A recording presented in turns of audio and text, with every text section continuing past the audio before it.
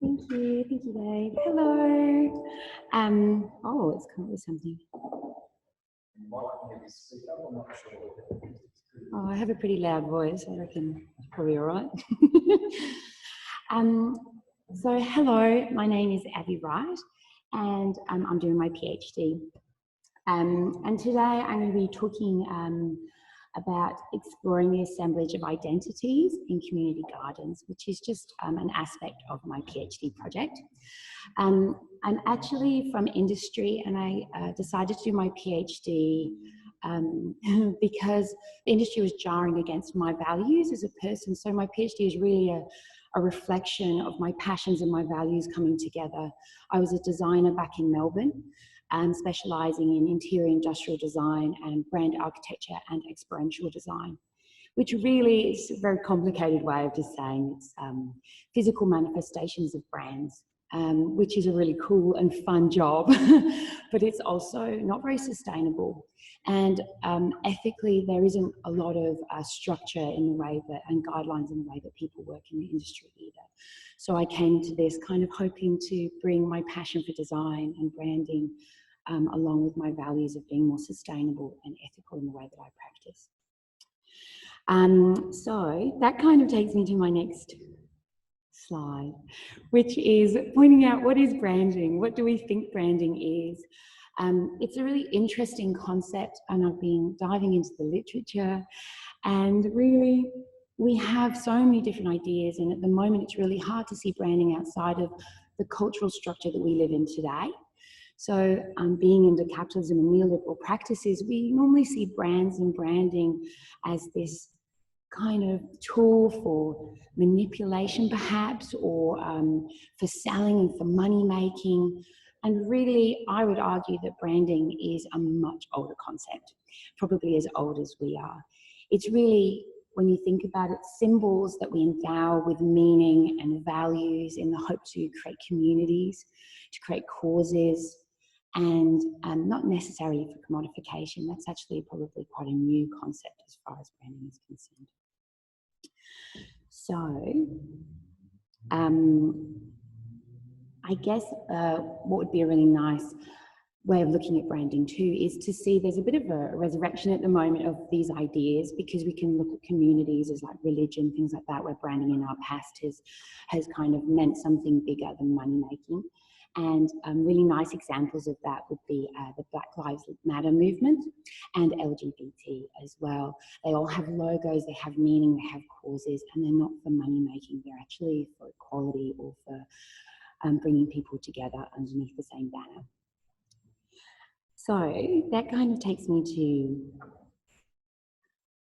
my thoughts on other causes that really matter to us. And I think we could probably all agree in this room that we're going through a global environmental crisis, which is a huge cause and something that we could all probably get behind. So what role could branding and brands have if they came together to use the tools for non-commodification, but to actually start engaging people with pro-environmental lifestyle choices? And I've got community gardens up here because this is a really important aspect of my research, because this is where I plan to do my research. Community gardens actually promote pro-environmental lifestyle choices. They engage us with nature, social action, they build communities. And so I've just kind of popped those in black points, and that's kind of come from the literature. Specifically for my project, I'm actually going to be using Source Whole Foods Community Garden, which is on UTAS campus. And in the yellow dots, I've put here 3 points because these directly relate to my project and why I think this place, Source, is such a great place to research. And the first one is they're doing a whole refit of their cafe and indoor space. So this whole physical manifestation of identities is actually being played out. And not just that, but they're restructuring their board. So all of these identities, all these people are new, which means there's a whole new set of ideas that are coming into Source at the moment. And also the location is really important because there isn't a huge amount of research done on community gardens on campus. And this one's a really beautiful one because it's actually an amalgamation of students and local community members of Hobart.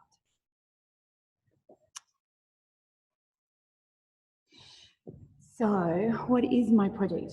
And I've got this, there's my question up there, but really this diagram brings it all together. These are the three major concepts that I was talking about earlier. So branding, how that relates to identities, and also community gardens, and where these all cross over, there's this assemblage of identities, how we communicate these identities as part of branding, and then branding for non-commodification. And what I'm really excited about at the moment is I'm about to go into my actual fieldwork stage and doing my research. And so there's lots of methods happening, and I've got three overarching methodologies. But I've highlighted the ones I want to talk about today because they're the fun ones. Everyone knows about interviews and reflective journaling, and that's all wonderful. That makes it part of some of the methods. But actually, I've got some really nice creative and experimental methods that I want to talk through today.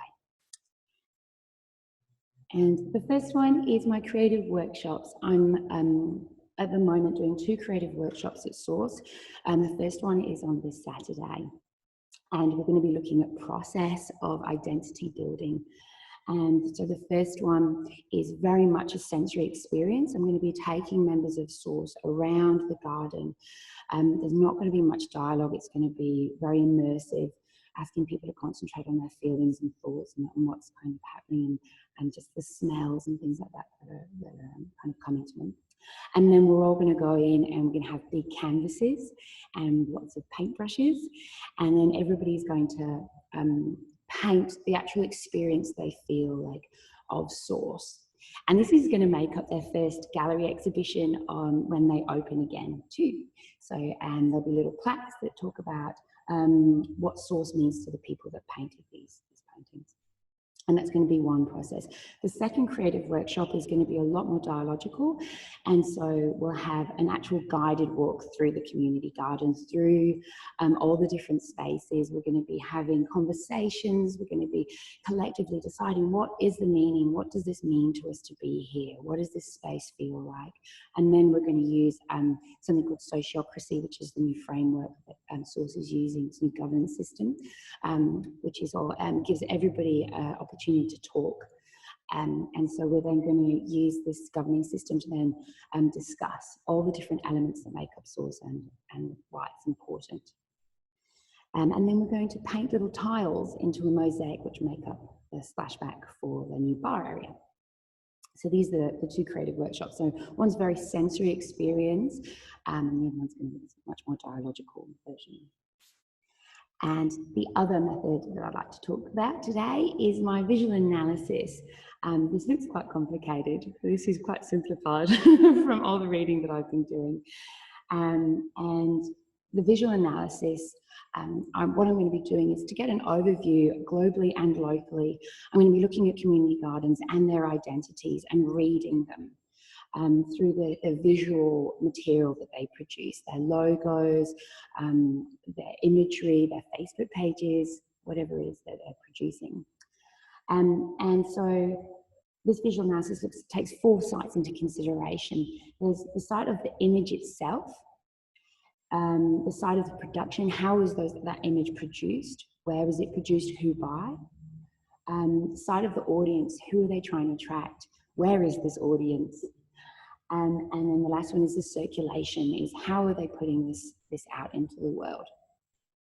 And in each one of these sites, there's 3 different, it's called modes, but 3 different aspects really to think about. There's the technologies that are used to do so, there's the social mode, and then there's compositional. And that might all sound like a lot, so it did to me. So my actual next step is to explore a visual aspect of something and really get my head around what a visual analysis looks like. This is Retro Suburbia. Some of you may know it and some of you may not know it, but it's a book, and you can take it all in, because the whole point is actually there's a lot of research that talks about book covers and how humans don't really care about the content. They just look at book covers and decide if they're going to buy something by the look of it, which is really interesting. So have a look at this. The actual context of this book is it's written by one of the co-founders of permaculture, which is a worldwide movement, but it was actually born in Tasmania. And it's actually David Holmgren's manifesto. And it's looking at how to retrofit the urban environment, what we already have, to make it more sustainable and more environmentally friendly. And what I'm going to do is I'm going to take you through, again, it's complicated, but it's not, some of the aspects and what that might mean. I haven't finished my visual analysis yet, so this is kind of a working thing that's happening, exploration that I'm doing. And I just wanted to take you through what this actually means and what it looks like to do a visual analysis. And so in the side of production, in those three aspects, the social, the composition, and the technologies, these are the kind of questions that I'll be asking. So, for example, the side of production is what genre, and composition, what's the genre of this? So it's a book cover. There's actually several genres, but it's also street photography, which is really interesting because that image is trying to grasp at something. Street photography is looking at the world, the urban environment, and trying to take a moment of it to explain a culture or a movement.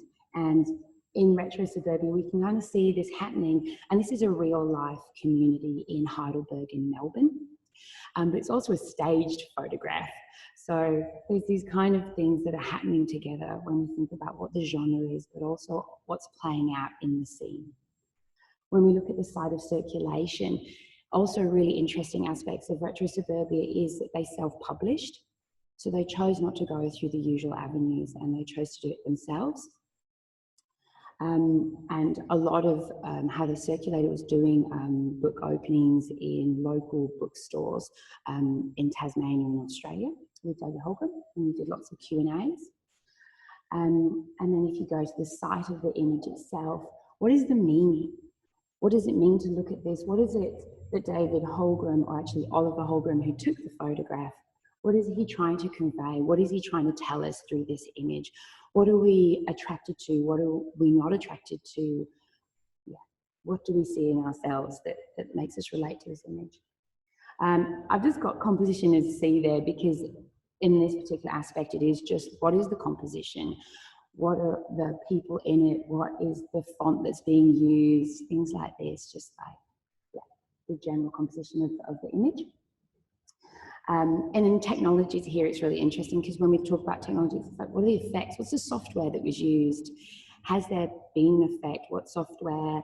Have they been putting it through Photoshop? Have they been tweaking it? There's also these kind of images, ideas too. And then lastly, examples for the side of the audience is, where is this? Where can we see this image? Where do we see this book being shown? And who's interpreting it? Who's seeing it? And those are really interesting questions, especially when you put them with the circulation aspect of this, because it's a private publishing choice. They haven't gone through the usual avenues. And so how are they circulating it? Who is the audience?